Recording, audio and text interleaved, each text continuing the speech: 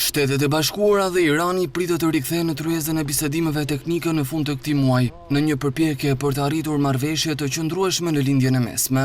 Sekretari amerikan i shtetit Marco Rubio deklaroi se grupet e punës do të rinisin takimet më 29 dhe 30 qershor në Zvicër. Sipas tij, ekspertët janë të ndarë në grupe të veçanta për të trajtuar çështje të ndryshme që lidhen me negociatat. Rubio theksoi se Washingtoni do të veprojë në koordinim të plotë me aleatët e tij në gjirin persik dhe se asnjë vendim nuk do të merret në dëm të sigurisë së tyre.